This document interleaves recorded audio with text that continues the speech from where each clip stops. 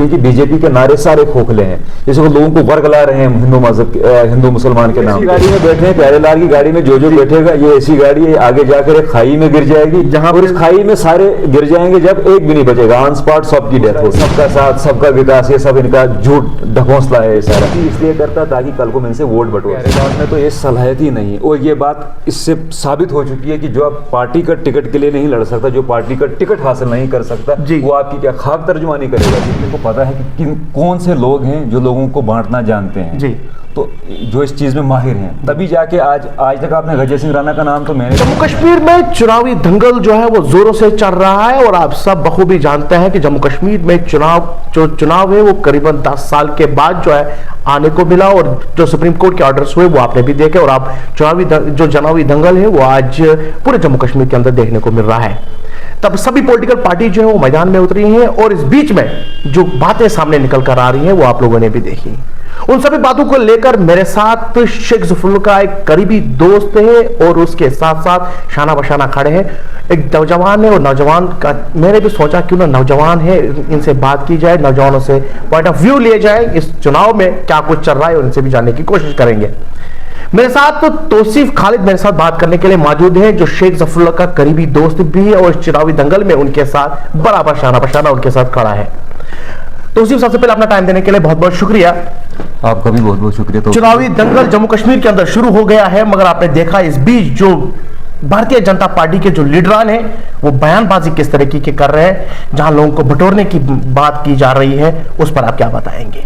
देखिए, इस चुनाव के सिलसिले में सबसे पहले तो हम सुप्रीम कोर्ट का शुक्रिया अदा करते हैं जी, क्योंकि जिस सुप्रीम कोर्ट ने इनको इलेक्शन कराने की यहाँ पर हिदायत दी, क्योंकि एक बहुत देरीना मांग थी, एक तवील अरसे के बाद यहाँ पे इलेक्शन होने को जा रहा है जी। लेकिन इस बीच जो आपने ये सवाल मुझसे पूछा कि बीजेपी क्या जो इस वक्त आए दिन जो वीडियोस सोशल मीडिया पे आ रही हैं, बिल्कुल इसका मतलब क्या रद्द अमल रह सकता है लोगों में? देखिए जी, जो बीजेपी है इनका पहले दिन से फर्स्ट डे से यही मंशूर रहा है जी कि लोगों को डिवाइड करो और अपनी कुर्सी को मजबूत करो जी। आज जो इनकी वीडियो सामने आ रही है ये जरूर दर्शाता है कि इनकी जहनियत क्या है जी। दरअसल इनकी जहनियत ही यही है, ऐसे ही लोगों को ये टिकट देते हैं, इनको पता है कि ये कैसे, पार्टी वालों को भी पता है कि ये लोगों को तोड़ना जानते हैं, तो लोगों के इमोशंस के साथ खेलना जानते हैं, तब जाके ऐसे लोगों को टिकट्स मिलती हैं। अब देखो, अभी मुसलमानों को आतंकवाद के साथ जोड़ा जा रहा है जी, क्योंकि आतंकवाद का तो कोई रिलीजन नहीं होता, लेकिन बदकिस्मती है कि हिंदुस्तान में हमारे जो कुछ लोग हैं इस वक्त आतंकवाद के साथ इस्लाम को जोड़ रहे हैं जी। ये बहुत बड़ी बदकिस्मती है, लेकिन इस पे कोई भी इस चीज को नोटिस नहीं ले रहा है जी। चाहे वो इलेक्शन कमीशन हो, चाहे वो एडमिनिस्ट्रेशन हो,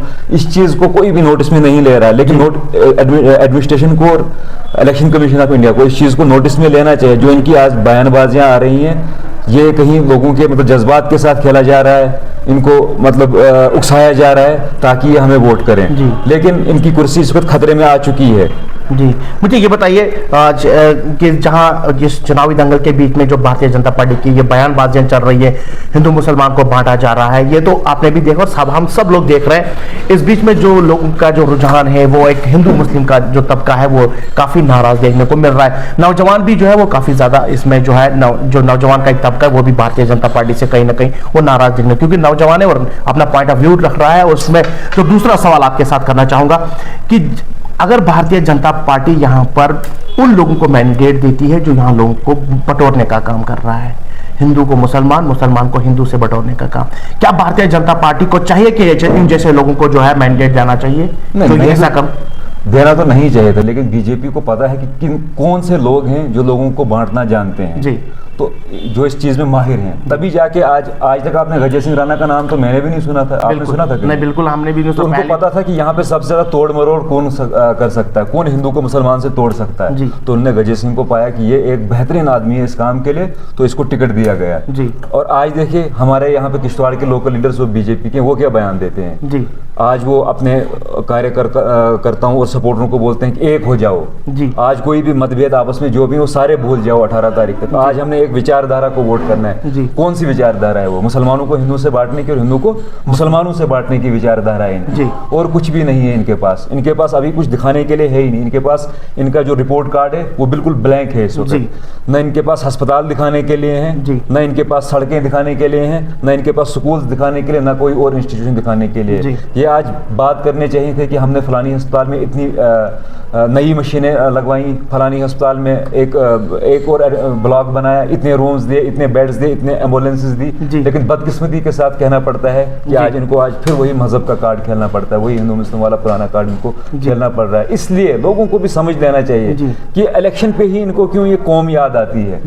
इनको जब अपनी कुर्सी कमजोर दिखती है तब जाकर हिंदू मुस्लिम कार्ड और खेलते हैं। तब तक ये एक प्लेट में बैठकर खाना खाते हैं, तब तक इनको हिंदू मुस्लिम से कोई प्रॉब्लम नहीं होती। जो ही इलेक्शन करीब आता है इनको प्रॉब्लम होने लगती है। तो लोगों को भी ये खूब समझ लेना चाहिए कि इनके इस प्रोपेगेंडा में, इनके इस जाल में, इसके ट्रैप में नहीं आना है। चलिए एक और सवाल आपसे करूंगा, क्योंकि आप शेख ज़फ़रुल्लाह के साथ जुड़े हुए हैं। शेख ज़फ़रुल्लाह भी जो है इंदरवाल से कंटेस्ट कर रहा है। मुझे ये बताइए, जो आपके अपोजिशन में है जो इंदरवाल में, क्योंकि पहले तो वो नेशनल कॉन्फ्रेंस में था, मैं प्यारेलाल शर्मा जी की बात कर रहा हूँ, वो तो पहले नेशनल कॉन्फ्रेंस में थे। जब अलायंस हुआ, अलायंस होने के बाद जो है उन्होंने इंडिपेंडेंट कैंडिडेट के तौर पर अपना फॉर्म भरा। जबकि शेख ज़फ़रुल्लाह कहीं स्पीच में ये कह रहा है कि जब अलायंस से पहले हम दोनों की बातें होती थी, वो कहता था कि अगर आपको मैंडेट मिलता मैं आपको सपोर्ट करूं, अगर मुझे मिला तो मैं आपको मुझे सपोर्ट करना चाहिए। इस पर आप क्या कहेंगे? देखिए, प्यारेलाल में तो ये सलाहियत ही नहीं है, और ये बात इससे साबित हो चुकी है कि जो आप पार्टी का टिकट के लिए नहीं लड़ सकता, जो पार्टी का टिकट हासिल नहीं कर सकता, वो आपकी क्या खाक तर्जुमानी करेगा असेंबली में जाके? असेंबली में जाकर वहाँ पे कानून साजी करने, पॉलिसीज बनानी है, लॉज बनाने, वो क्या तर्जुमानी करेगा आपकी?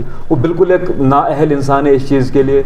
और लोग जो उसके सपोर्ट में आ रहे हैं इमोशनल होके कि एनसी ने जी इसको टिकट नहीं दिया। देखिए, ये टिकट मेरिट पे दिया गया है, शेख ज़फ़र का मेरिट बनता है। वो एक नौजवान लीडर है, एक नेक सोच रखता है, जज्बा रखता है, एक वलवला है उसके अंदर काम करने का। और वहीं प्यारेलाल देख लीजिए, वो लोगों को क्या बोलता है, मेरे साथ धोखा किया गया, मेरे साथ आ जाओ। अगर वो पार्टी किसी पार्टी के साथ मुंसलिक था, उसको पार्टी का एहतराम करना चाहिए था, जो उसका डिसीजन था। जो पार्टी का एहतराम नहीं कर रहा, वो लोगों के जज्बात क्या एहतराम करेगा कल को? वो इस वक्त ऐवान में जाकर क्या तर्जुमानी हमारी करेगा? वो कुछ भी नहीं कर सकता। और लोग जो इस वक्त बोलते हैं कि यार, जब हम इलेक्शन कैंपेन में जा रहे हैं तो लोग बोलते हैं कि आप, जब हम लोगों से पूछते हैं कि आप प्यारेलाल के साथ क्या देख रहे हो कि इसकी सपोर्ट में आ रहे हो, इसको वोट देने की बात कर रहे हो, तो कोई 5,000 की बात कर रहा है, कोई 10,000 की बात कर रहा है, तो कोई बोल रहा है कि हमें 10,000 इसने फलानी टाइम दिए थे जब हम बीमार थे, गाड़ी बुक करके दी थी, किसी को रेत की गाड़ी दी है, किसी को बजरी की गाड़ी दी है। लेकिन मैं उन लोगों से अपील करता हूँ कि 5,000 10,000 ये आपका टेम्परेरी, तो आपको इससे फ़ायदा हुआ होगा, वक्ती तो आपका मदावा हुआ होगा, लेकिन ये दायमी लॉन्ग टर्म में आपका फ़ायदा नहीं हो सकता इससे। क्योंकि ऐसे लीडर को चुनना है जिसका विजन एजुकेशन हो, जिसका विजन हेल्थ हो, जिसका कोई विजन हो। इसका तो कोई विजन ही नहीं है। बिल्कुल, ये बगैर विजन के, अगर इससे कोई पूछता है कि इंदरवाल के लिए आपके पास, ये बोलता है 70 साल का हिसाब लेना है। मुझे समझ नहीं आता 70 साल का कौन सा हिसाब इसने लेना है जी। ये न कभी आप इनको मतलब अस्पताल की बात करते हुए देखेंगे। 70 साल तो ये उन्हीं लोगों के साथ बैठे हुए थे, अभी मलाई खा रहे थे, अब इनको 70 साल का हिसाब। बिल्कुल, लोगों को बेवकूफ बनाया जा रहा है, उनके जज्बात के साथ खेला जा रहा है। छात्रों के लोगों को बोला जा रहा है कि लोकल हो, एक हो जाओ, टिकट मिला है, ये है वो है। लेकिन छात्रों के लोग, पढ़े लिखे जितने भी लोग हैं, खास करके जवान, वो ये बात खूब समझते हैं जी कि ये जो टिकट इसको शेख ज़फ़रुल्लाह को मिला है, एक जवान को टिकट मिला है, इसको रायगा नहीं जाने देना है जी। इसको हमने ऐवान में भेजना है, ये हमारी आवाज़ बनेगा और ये हमारी तर्जुमानी कर सकता है। ये जो मतलब ऐसा मान के चलें कि जो छात्रों के लोग हैं वो ऐसे बिना ब्रेक की गाड़ी पे बैठे हुए हैं। बराबर, ये ऐसी गाड़ी में बैठे हैं, प्यारेलाल की गाड़ी में जो बैठेगा, ये ऐसी गाड़ी है, आगे जाकर एक खाई में गिर जाएगी, और इस खाई में सारे गिर जाएंगे, जब एक भी नहीं बचेगा, ऑन स्पॉट सबकी डेथ होगी। तो इसलिए सबको मैं बोलता हूँ कि इस सवारी से उतर जाइए और किसी के साथ सवार हो जाइए। शेख ज़फ़रुल्लाह हैं हमारे इस वक्त जवान हैं जी, एक जज्बा रखते हैं, वलवला है उनके अंदर, एक नेक सोच के साथ आए हैं, एक जवान के साथ इस वक्त उनके हाथ मजबूत। असेंबली में जाना है, कानून साजी करनी है, बाकी चीजें पढ़े लिखे लोग चाहिए, पॉलिसीज बनानी है, आपको बजट बनाना है, आपको बात करनी है, डिबेट करना है, तो पढ़े लिखे लोग चाहिए ना। ये खैरात करने वाले लोग तो इससे भी ज्यादा दानी लोग हैं किश्तवाड़ में, बहुत ज्यादा दान करते हैं। प्यारेलाल की तरह थोड़ी वो बोल के दान करते हैं, कल वो भी खड़े हो जाएंगे हमें वोट दे दो, बिल्कुल हमें भी इलेक्शन लड़ना है, बिल्कुल इससे भी बड़े बड़े दानी यहाँ पर जो है चैरिटी करते हैं किश्तवाड़ में, लेकिन आज तक किसी को नहीं बताया गया है। ये चैरिटी इसलिए करता है ताकि कल को मैं इनसे वोट बटोर सकूं। इसका मंशूर क्लियर है कि मैं कैसे भी करके MLA बन जाऊं, फिर मैं देखता हूं कि मैंने क्या करना उन्हें बताया भी कि मैं जो है जीतने के बाद देखूंगा। फिर उसकी वीडियोस वायरल हुई, फिर उसके फोटोग्राफ्स वायरल हुए जहां वो भारतीय जनता पार्टी के पीछे खड़े थे। फिर आरएसएस की फंडिंग से उसको अवार्ड मिलता है, वो फोटोज वायरल हुए। मतलब साफ यहाँ हो जाता है कि रात रात में जो है भारतीय जनता पार्टी के इल्जाम लगाए गए कि रात रात में भारतीय जनता पार्टी के लोगों के साथ बात करता है। उस पर आप क्या इस सिलसिले में आपने वो जो कमेंट किया था चुनीलाल जी ने इनको, बिल्कुल आप लड़िए कि हम भी आपको माता रानी आपको मतलब ब्लेसिंग दे रहे थे उनको। तो इससे साफ दर्शाता है कि बीजेपी को पता है कि हमारा कैंडिडेट तो यहाँ से जीतने से रहा है, बिल्कुल, तो इसलिए हम कहीं ना कहीं इनको सपोर्ट करेंगे, क्योंकि पता है कि यही हमारी सीट जीत के आएंगे, कल को हम इनको ज्वाइन करा लेंगे। तो लोगों के साथ इस वक्त खेल रहे हैं प्यारेलाल, और लोग इस वक्त जज्बात में आके इसके साथ दे रहे हैं, कोई लोकल के नाम पे तो कोई 5000 के नाम पे। लेकिन मुझे लगता है आने वाले दिनों में कुछ चंद 5-6 दिनों में इसका ग्राफ नीचे जाएगा इंशाल्लाह, क्योंकि लोगों को समझ आ रही है बात जी कि ये पैसों वाला खेल ज्यादा। एक और सवाल आपको जाते जाते करूंगा, क्योंकि आप एक नौजवान के साथ जुड़े हैं, एक नई सोच है, और मुझे ये आपसे एक सवाल करना चाहूंगा कि एक नई सोच के साथ आप चल रहे हैं, और नौजवान खासकर इंद्रवाल की नौजवान को क्या मैसेज देना, क्योंकि आप भी नौजवान है, आप जिसके साथ है वो भी नौजवान है, उस नौजवान के लिए क्या मैसेज देंगे? नौजवानों के लिए मतलब सबसे बड़ा मैसेज रहेगा हमारा, क्योंकि इस वक्त हमें एक नौजवान के रूप में, एक शेख जफरुल्लाह के रूप में एक नौजवान लीडर मिला है, एक बहुत बड़ी पार्टी का टिकट मिला है उसको, इसको जाया नहीं होने देना है जी। जवानों से मैं इसलिए मुखातिब हूं क्योंकि जवान ही है जो हमारी कौम का सरमाया है, बिल्कुल हमारी कौम को जो हालात हैं वो बदल सकते हैं, क्योंकि जब हम पढ़ लिख कर आगे जाएंगे तब जाकर हमारे हालात बेहतर हो सकते हैं। ये 5,000 10,000 की ये कारोबार, ये मांडवाली करके हम आगे नहीं बढ़ सकते। इसलिए मैं जवानों से यही इस्तदा करता हूं, न तो प्यारेलाल के जहां से मैं आइए, न तो बीजेपी के जहां से मैं आइए, क्योंकि बीजेपी के नारे सारे खोखले हैं, जैसे वो लोगों को वर्ग ला रहे हैं हिंदू मजहब, हिंदू मुसलमान के नाम पे। दूसरा ये सबका साथ सबका विकास, ये सब इनका झूठ ढकोसला है ये सारा। अगर सबका साथ सबका विकास सही नारा होता, आप मुझे बताइए इनके कितने एमपी इस वक्त मुसलमान है? एक को भी टिकट मुसलमान को नहीं दिया। इनके लोग बोलते हैं कि मुसलमानों का इकोनॉमिक बाइकाट करो, क्यों बोलते हैं जी? इनको सेकंड ग्रेड सिटीजन बना दो, इनके लोग ही ये तो बात करते हैं। इनका ये सबका साथ सबका विकास ये सब बकवास है।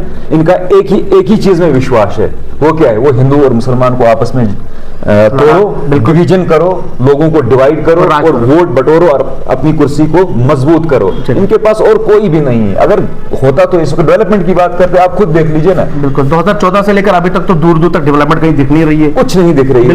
न तो इसको डेवलपमेंट पे वोट मांगा जा रहा है, बस एक बोला जा रहा है कि ये यार ये हिंदू मुस्लिम की जंग है। कभी बोला जाता है कि हिंदू मुसलमानों ने, यहाँ पे मुसलमानों ने कोई भाईचारा नहीं रखा, सिर्फ हिंदुओं ने भाईचारा रखा। एक रिलीजन को किसी आतंकवाद के साथ जोड़ना इनकी मेंटेलिटी दर्शाता है कि इनकी ज़हनियत क्या ज़हनियत है। बिल्कुल, तो लोगों को भी समझ लेना चाहिए ये बात। तो बहरहाल लोग समझ रहे हैं, मुझे लगता है दुकानें बंद होने वाली। बहुत बहुत शुक्रिया। ये थे तौसीफ खालिद मेरे साथ बात कर रहे थे, नौजवान है और जज्बात के साथ कुछ चीजें हमारे साथ रखी। जो सवाल मैंने पूछे बड़े ही जज्बाती अंदाज में जो है इन्हें बताया। मैं आपके साथ ये क्लियर कट करूं कि भारतीय जनता पार्टी के जिस तरीके की नीतियां हैं वो आप लोगों के सामने हैं, क्योंकि जो गजेंद्र सिंह राणा के बयान के बाद जो चुनाव रैली के अंदर आपने देखा कि हिंदू मुस्लिम को बटोरने का काम कर रहा है।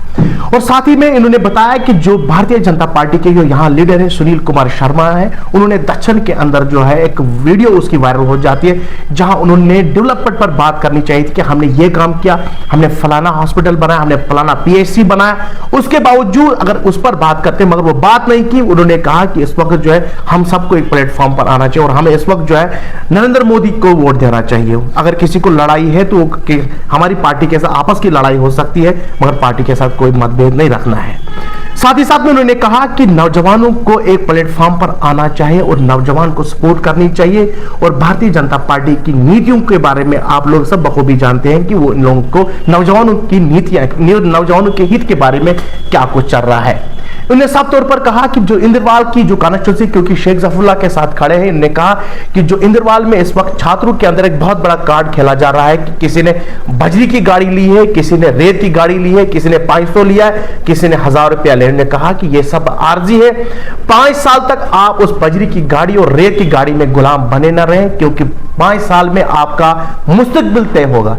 साथ ही साथ में उन्होंने यह भी कहा कि आने वाले दिनों के अंदर जब इंतखाबात हो तो एक नौजवान को सपोर्ट करें ताकि वो हम लोगों की तर्जुमानी जाकर असेंबली में करें। फिलहाल आज के लिए इतना ही, हमें दीजिए इजाजत। अल्लाह हाफिज।